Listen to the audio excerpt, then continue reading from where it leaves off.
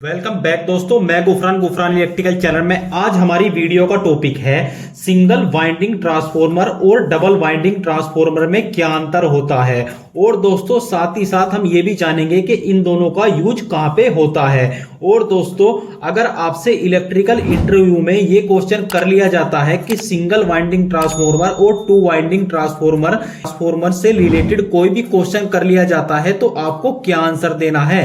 तो दोस्तों फटाफट इस वीडियो में जान लेते हैं और साथ ही साथ मैं ये भी बताऊंगा आपको इंटरव्यू में किस तरीके से आंसर देना है। और दोस्तों साथ ही साथ ये भी जानेंगे हमारा सिंगल वाइंडिंग जो ट्रांसफॉर्मर होता है इसकी एफिशिएंसी जो होती है दोस्तों हमारे टू वाइंडिंग ट्रांसफॉर्मर से ज्यादा होती है। ऐसा क्यों होता है? तो दोस्तों हमारा जो सिंगल वाइंडिंग ट्रांसफॉर्मर होता है इसको हम एक नाम से और जानते हैं, ऑटो ट्रांसफॉर्मर। दोस्तों ऑटो ट्रांसफॉर्मर के नाम से भी हम इसको जानते हैं जो हमारा सिंगल वाइंडिंग ट्रांसफॉर्मर होता है। और भी इसके कई नाम हैं, जैसे कि दोस्तों वायरेबल जो होता है, एक वायरेबल नाम आपने सुना होगा दोस्तों, वायरेबल नाम से भी हम इसको जानते हैं ऑटो ट्रांसफॉर्मर को। और दोस्तों सिंगल वाइंडिंग तो मैंने आपको बता ही दिया है। और दोस्तों डीमर के नाम से भी हम इसको जानते हैं जो हमारा सिंगल वाइंडिंग ट्रांसफॉर्मर होता है।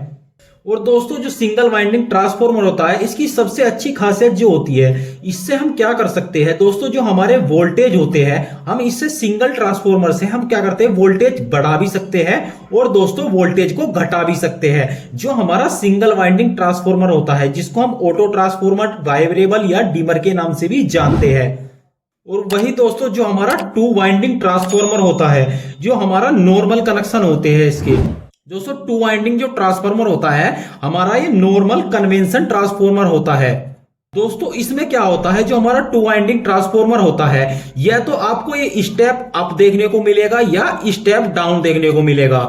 यानी कि हमारा कोई एक ट्रांसफार्मर है, या तो हम उससे वोल्टेज को घटा सकते हैं यानी कि बढ़ा सकते हैं अप, या हम वोल्टेज घटा सकते हैं। लेकिन हमारा सिंगल वाइंडिंग ट्रांसफार्मर एक सिंगल ट्रांसफार्मर से क्या कर सकते हैं, हम वोल्टेज जितने वोल्टेज उसको दे रहे हैं उतने से बढ़ा भी सकते हैं और उतने से इसके हम घटा भी सकते हैं। तो दोस्तों इस हमारे सिंगल ट्रांसफार्मर की ये एक इंपॉर्टेंट खासियत होती है इसकी।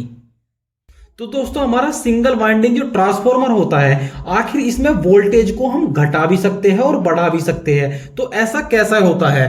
तो दोस्तों इसमें एक रेगुलेटर टाइप का बटन लगा रहता है, एक बटन लगा रहता है, आप इसके ऊपर देख सकते हो। और दोस्तों इस बटन के पीछे एक इस तरह का सा राउंड टाइप का क्या लगा रहता है, एक पार्ट लगा रहता है जो हमारे नंबर ऑफ टर्न्स होते हैं, यानी कि हमारी वाइंडिंग के कुछ इस तरीके से नंबर ऑफ टर्न्स होते हैं। और दोस्तों जब इसमें सप्लाई आती है इसके दो सिरे होते हैं। मान लो सपोज करो एक सिरा इसका ये हो गया दोस्तों और एक सिरा इसका ये हो गया।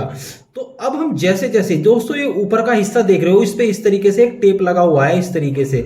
तो ये क्या करता है, ये जैसे जैसे घूमता है तो इससे क्या होता है, हमारे जो वाइंडिंग है उसके नंबर ऑफ टर्न्स जो है दोस्तों, नंबर ऑफ टर्न्स को क्या करता है, घटाता भी है और बढ़ाता भी है। यानी कि जब ये हमारा जो ऊपर टेप लगा हुआ है ये घूमता है तो इसी से क्या होता है, हमारे वोल्टेज बढ़ते भी है और घटते भी है। वो कैसे, जैसे नंबर ऑफ टर्न्स जो मैंने अभी आपको बताया था, आप लोग जानते हो भी होंगे, जैसे जैसे हमारे नंबर ऑफ टर्न्स बढ़ेंगे तो वैसे वैसे क्या होगा दोस्तों, हमारे वोल्टेज भी बढ़ेंगे। यानी कि हमारी जो सेकेंडरी वाइंडिंग होती है उसके नंबर ऑफ टर्न्स बढ़ेंगे तो दोस्तों हमारे वोल्टेज भी बढ़ेंगे।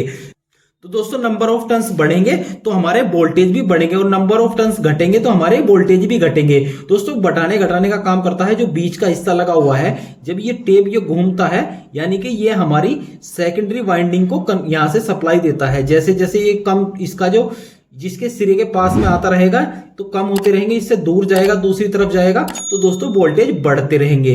वही बात करें दोस्तों जो हमारा टू वाइंडिंग ट्रांसफार्मर होता है, ये क्या होता है दोस्तों, इसके अंदर सिर्फ दो वाइंडिंग आपको देखने को मिलेगी, एक तो प्राइमरी वाइंडिंग और एक सेकेंडरी वाइंडिंग। कुछ इस तरीके से अगर हम यहाँ पे इस तरीके से आप वाइंडिंग देखने को मिलेगी इस पे, तो दोस्तों ये होती है हमारी प्राइमरी वाइंडिंग और एक होती है हमारी सेकेंडरी वाइंडिंग। अगर हमारा स्टेप डाउन ट्रांसफार्मर है तो उस पे आपको नंबर ऑफ टर्न्स ये कम देखने को मिलेंगे जो हमारी सेकेंडरी वाइंडिंग होगी दोस्तों। यानी कि जैसे हमारे सेकेंडरी वाइंडिंग, हमारी जो प्राइमरी वाइंडिंग में जितने नंबर ऑफ टर्न्स है अगर इससे ज्यादा इधर है तो क्या होगा, यहाँ पे वोल्टेज बढ़ जाएंगे। वोल्टेज क्या होगा दोस्तों, बढ़ जाएंगे। अगर हमारे ये ज्यादा है, ये क्या है, ये ज्यादा है और ये कम है हमारे सेकेंडरी वाइंडिंग के नंबर ऑफ टर्न्स, तो यहाँ पे क्या होगा, हमारे वोल्टेज घट जाएंगे।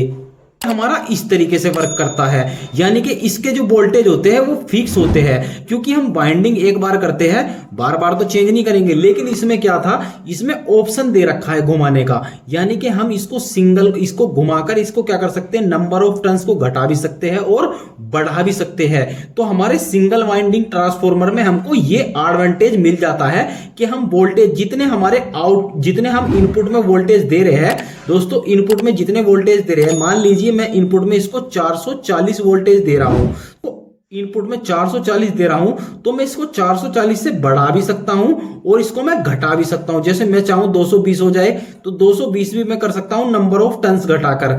तो दोस्तों इसी तरीके से जो हमारा टू वाइंडिंग ट्रांसफॉर्मर होता है, उसकी वाइंडिंग क्या होती है, फिक्स होती है, उसके नंबर ऑफ टर्न्स क्या होते हैं, फिक्स होते हैं। तो इसीलिए ये भी फिक्स ही वर्क करता है। जैसे अगर हमारा कोई स्टेप डाउन ट्रांसफॉर्मर है तो उसमें क्या है, वो स्टेप डाउन ही वर्क करेगा, यानी कि उसकी बाइंडिंग इस तरीके से की गई है कि हमारा वो स्टेप डाउन, यानी कि हमको वोल्टेज को डाउन करके देगा। और वही बात करें अगर हमारा कोई स्टेप अप ट्रांसफॉर्मर है, तो दोस्तों स्टेप अप की जो वाइंडिंग है वो स्टेप अप के तरीके से डिजाइन की गई है, तो वो स्टेप अप ही हमको देगा, यानी कि वोल्टेज हमको बढ़ाकर ही देगा। दोस्तों सबसे पहले हम वर्किंग समझते हैं। हमारा जो टू वाइंडिंग ट्रांसफॉर्मर होता है दोस्तों, ये होती है इसकी एक प्राइमरी वाइंडिंग, ये क्या होगी, प्राइमरी वाइंडिंग, और ये होगा इसकी सेकेंडरी वाइंडिंग। दोस्तों ये वाइंडिंग हो गई। अब मैं इसको सप्लाई दूंगा तो इसमें क्या होगा दोस्तों, इसमें मैग्नेटिक फ्लक्स बनेगा, और मैग्नेटिक फ्लक्स बनके क्या, इसमें मैग्नेटिक फील्ड बनेगा, और जिससे हमारी इस वाइंडिंग से सप्लाई इस वाइंडिंग में ट्रांसफर होगी। और दोस्तों अगर ये वाइंडिंग के टर्न जो है, नंबर ऑफ टर्न्स जो ज्यादा है, अगर इसके ज्यादा है और इसके है क्या है, कम है, तो हमारा ये क्या है, स्टेप डाउन ट्रांसफॉर्मर है। इस कंडीशन में क्या है, हमारा स्टेप डाउन ट्रांसफॉर्मर है, यानी कि हमारी प्राइमरी वाइंडिंग के कंपैरिजन में हमारी सेकंड वाइंडिंग के नंबर ऑफ टर्न्स कम है, तो हमारा स्टेप डाउन ट्रांसफॉर्मर है। अगर इस तरफ टर्न्स कम है और इस तरफ ज्यादा है तो ये हमारा स्टेप अप ट्रांसफॉर्मर हो जाएगा, यानी कि हमारी सेकेंडरी वाइंडिंग के पे डिपेंड करता है। अगर नंबर ऑफ टर्न्स ज्यादा है तो स्टेप अप, और नंबर ऑफ टर्न्स कम है तो स्टेप डाउन। तो दोस्तों ये थी हमारी टू वाइंडिंग ट्रांसफॉर्मर की वर्किंग के कैसे वर्क करता है। अब समझ लेते हैं हमारा जो सिंगल वाइंडिंग ट्रांसफॉर्मर होता है वो किस तरीके से वर्क करता है। दोस्तों ये हम अब बात करेंगे सिंगल वाइंडिंग ट्रांसफॉर्मर की। दोस्तों सिंगल वाइंडिंग ट्रांसफॉर्मर भी दो ही, मतलब सिंगल वाइंडिंग में तो सिंगल वाइंडिंग होती है, लेकिन ये सिंगल वाइंडिंग ही हमारी प्राइमरी वाइंडिंग भी होती है और ये सेकेंडरी वाइंडिंग भी होती है, एसडब्ल्यू यानी सेकेंडरी वाइंडिंग। वो कैसे दोस्तों ये हमारी पूरी एक वाइंडिंग हो गई और मैंने इसको इनपुट सप्लाई दी, इसको मैंने यहां पे दी सप्लाई और यहां पे, और जब मैं इसको सेकेंडरी यानी आउटपुट में इसको जब मैं बाहर निकालूंगा सप्लाई को, यानी कि वोल्टेज जो हमारे वोल्टेज कम या ज्यादा हो गए तो हमको यहां मिलेंगे कम या ज्यादा वाले। तो एक खुद हम डायरेक्ट निकाल लिया, हमारा कोई भी लोड हो गया, कोई भी, जैसे मान लेते हैं कोई भी हमारे घर में कोई मशीन लगी हुई है, कोई भी मशीन है, तो दोस्तों अगर मैं इसको वोल्टेज, अब मैं इसको कम ज्यादा कैसे करूंगा, तो दोस्तों जो मैंने अभी बताया था, जो हमारा स्केल लगा हुआ था, उस एक वायर तो डायरेक्ट था लेकिन एक वायर स्केल पे था। जैसे जैसे हम इसको, जो एक गोला है, इसको हम घुमाते हैं तो ये वाली जो वायर है, अगर इसको मैं कम की तरफ घुमाऊंगा तो ये हमारा नीचे की तरफ आता रहेगा, और नीचे की तरफ जब आएगा तो हमारे नंबर ऑफ टर्न्स, यानी कि बाइंडिंग के जो नंबर ऑफ टर्न्स है वो कम होते जाएंगे, और जब ये कम होते जाएंगे, जैसे जैसे ये कम होते हैं नंबर ऑफ टर्न्स, तो दोस्तों हमारे वोल्टेज भी उस कंडीशन में क्या होते हैं, कम होते हैं। और दोस्तों जैसे जैसे मैं इसको ज्यादा, जिस तरफ हमको बढ़ाना है ऊपर की तरफ बढ़ाऊंगा तो नंबर ऑफ टर्न्स क्या होगा दोस्तों, बढ़ते जाएंगे। तो इस कंडीशन में क्या होगा, हमारे जो वोल्टेज है दोस्तों वो भी क्या होंगे, बढ़ते जाएंगे वोल्टेज भी। तो दोस्तों इस तरीके से हमारा सिंगल वाइंडिंग वाला ट्रांसफॉर्मर वर्क करता है। दोस्तों इनकी वर्किंग हमने समझ ली है, अब समझ लेते हैं इनसे होने वाले लॉसेस, यानी कि हमारे जो टू वाइंडिंग ट्रांसफॉर्मर है इसमें क्या क्या लॉसेस होते हैं, और जो सिंगल वाइंडिंग ट्रांसफॉर्मर है इसमें क्या क्या लॉसेस होते हैं। दोस्तों इसका एडवांटेज तो हमने समझ लिया, यानी कि हम इससे क्या कर सकते हैं, बहुत ही कम वोल्टेज को भी अपने तेज वोल्टेज बना सकते हैं, यानी कि ज्यादा वोल्टेज, यानी कि हमारे कोई लो वोल्टेज आ रहे हैं, यानी 120 वोल्टेज आ रहे हैं, मुझको बढ़ाना है, मैं 220 या 200 वोल्टेज तक लेके जाना है, तो बड़ी आसानी से हम इस सिंगल वाइंडिंग ट्रांसफॉर्मर या ऑटो ट्रांसफॉर्मर से इसको हम बढ़ा सकते हैं। अब समझ लेते हैं इसका डिसएडवांटेज सिंगल वाइंडिंग ट्रांसफॉर्मर का।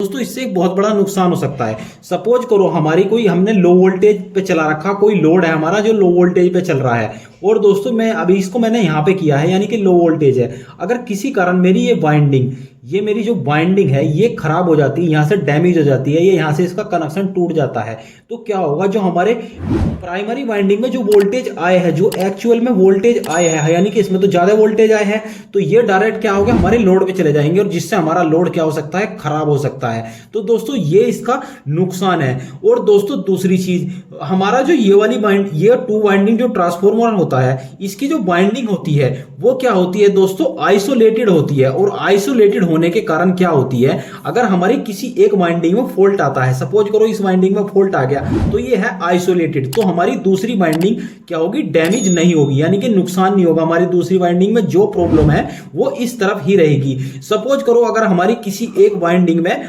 हार्मोनिक पैदा हो रहा है, तो हार्मोनिक क्या हो रहा है, वो दूसरी वाइंडिंग तक नहीं जाएगा। लेकिन हमारी जो सिंगल वाइंडिंग है, यानी इसमें तो सिंगल ही वाइंडिंग है, जो भी प्रॉब्लम आएगी वो हमारी प्रॉब्लम हमको आगे तक देखने को मिलेगी। तो दोस्तों ये फायदा है हमारे टू वाइंडिंग ट्रांसफॉर्मर का, यानी कि और सिंगल वाइंडिंग ट्रांसफॉर्मर के कुछ फायदे भी है और कुछ नुकसान भी है, जो मैंने आपको डिटेल्स में बता दिए हैं। और दोस्तों यूजेज बता दूं मैं इनके, जो हमारा टू वाइंडिंग ट्रांसफॉर्मर है, अक्सर आपने देखा होगा जो आपके घरों में, यानी कि आपके घरों में जिस ट्रांसफॉर्मर से लाइट आती है वो होते हैं हमारे टू वाइंडिंग ट्रांसफॉर्मर ही होते हैं। चाहे हमारे स्टेप डाउन की बात कर लो आप, चाहे स्टेप अप की बात कर लो दोस्तों, जो हमारे पावर हाउस में लगे होते हैं या हमारे सब स्टेशन वगैरह में लगे होते हैं, जहां से सप्लाई को हम आगे पास कराते हैं, वहां पर हमारे टू वाइंडिंग ट्रांसफॉर्मर का इस्तेमाल किया जाता है। और दोस्तों जो हमारा सिंगल वाइंडिंग ट्रांसफॉर्मर है, अक्सर देखा होगा तुमने, जो डीमर आता है, जो हमारे किसी वोल्टेज को कम ज्यादा करने का कार्य करता है, उसमें हमारे सिंगल वाइंडिंग ट्रांसफॉर्मर ही होते हैं। तो उम्मीद है दोस्तों आज की वीडियो से कुछ आपको अच्छी जानकारी मिली होगी। वीडियो कैसा लगा प्लीज दोस्तों लाइक करके जरूर बताइए आपको वीडियो कैसा लगा। अगर आपका कोई क्वेश्चन है तो आप हमें कमेंट कीजिए, मैं आपके हर एक कमेंट का आंसर देता हूं। उम्मीद है दोस्तों आज की वीडियो पसंद आएगी। अगर आप हमारे चैनल पर नए हैं तो चैनल को सब्सक्राइब करके बेल आइकन प्रेस कर लीजिए, ताकि आने वाली वीडियो की नोटिफिकेशन आप लोगों को मिलती रहे। आज की वीडियो में धन्यवाद, मिलते हैं अगली वीडियो में।